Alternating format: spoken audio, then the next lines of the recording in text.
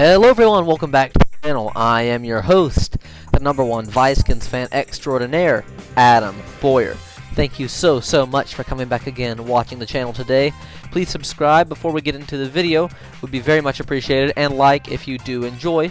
Once we get to the end, I won't ask you to prematurely like it. Today should be a very interesting video. We are going to be discussing the Washington Commanders cornerback situation heading into the 2022 offseason and what they can do about it. Without further ado, let's get into the video. So first, we're going to look at Washington's two starting cornerbacks, Kendall Fuller and William Jackson III. Kendall Fuller is signed through the 2023 season. In 2024, he will become an unrestricted free agent if Washington does not extend him, which they very well might. He is due $11 million approximately this year. And, yeah, so he's under contract. It's a possibility he could be traded. Who knows? It's unlikely, though. He actually had a pretty good year last year. I didn't think it was that great, but I looked back at his stats. He had 16 passes defended, an interception, and 77 combined tackles. It was a pretty solid year. Overall, he didn't give up a bunch of big plays.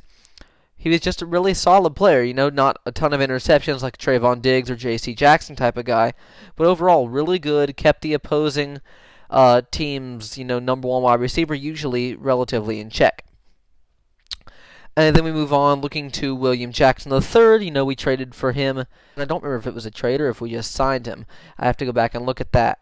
But we signed him. He's a free agent in 2024, same as Kendall Fuller. And he is due $14 million this year, so slightly more pricey.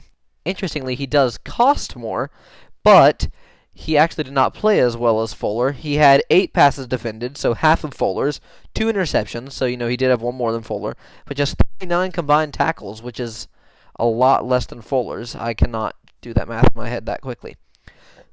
So, overall, he did get burned a couple times in coverage. He wasn't bad. He was just, decent. Nothing, I don't think you want to be paying him elite cornerback money. But, we didn't have to give up too much for him. Again, I don't remember if it was a trade, but if it was, I know we didn't have to give up too much for him. So, whatever. It was just decent. So, does Washington have a lot of work to do, heading into the offseason with free agency and trades and the draft and all that? At cornerback, do they have a lot of work? Not particularly. Benjamin St. Juste, we drafted him in the 3rd round last year. Growing pains as a rookie, but he didn't see much starting time, so he could very well blossom into a great young cornerback, and we just haven't really seen much of him yet. Now, there are, big guys they could trade for, like, say, a Jair Alexander type of guy. Unlikely they're going to get anyone like him, but it's still a possibility. Now, looking at free agents, there are some big names they could sign that at the time of the recording of this video, I just checked, and none of these guys have been signed yet. But it's the first day of free agency as I record this, so by the time this video gets released, all of these guys could be gone for all I know. So the biggest name is by far Stephon Gilmore out of Carolina. Obviously he was with the Bills for like 5 years, and he was with the Patriots for maybe 4 years or so. Traded to the Panthers last season, and he was just, decent or whatever. But he's still a good cornerback. Certainly a very good #2, and at least a starting caliber #1 cornerback. Not going to always lock down the opposing team's #1 weapon like he used to in his career, but he's certainly still very productive. And I would not at all be opposed to giving him a 1, 2, even 3-year deal. And then you have another veteran. I'm not quite as wild about this. Casey Hayward. Definitely seen a very sharp decline in his play over the past several years, or really more over the past 1 or 2 years. I think he signed the Raiders. I think it was a 1-year deal. And again, I think it was just, whatever. Meh. If they were to sign him, I think he'd probably be like the #3 guy. And then you have Darius Williams, the young cornerback. Well, not super young. He's 28. He is growing. He's not, an elite cornerback yet, but that's a possibility as well. Then you have Rasul Douglas, of course, from the Packers. Douglas had a huge breakout year, including getting that game-winning interception against the Cardinals, where A.J. Green forgot that he was playing a game and just kind of stood there. I don't know if he was checking his watch or what. But that is, not relevant to what we're talking about.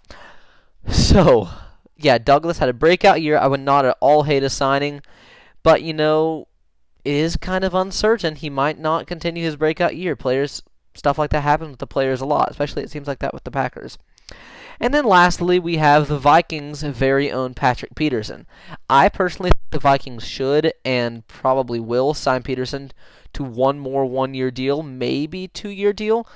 And again, he was not by any means great for Minnesota last year, but he was not bad either. He's a quality number 2, and I think he can play number 1 still if he's needed to. Certainly a great guy to have for depth. And if we signed him as maybe a number 3 cornerback, probably the best number 3 cornerback in the league. So yeah, overall, I don't think Washington has a lot of work to do at cornerback, so I think in pretty good shape. I'd more like to see us focus on linebackers and maybe safeties on defense, but mostly on the offensive line and wide receivers. And of course, we've got our quarterback, Carson Wentz. Hopefully, we will draft a quarterback as well.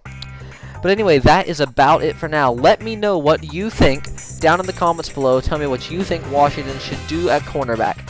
And as always, if you have any video ideas, I need video ideas, preferably ones that don't take a ton of time to make. So let me know if you do have them, put them in the comments, and if I use it, I will be sure to pin it and give you a shout out in the next video. Thank you very much for watching. As always, I am the Vikings fan, and I am out of here.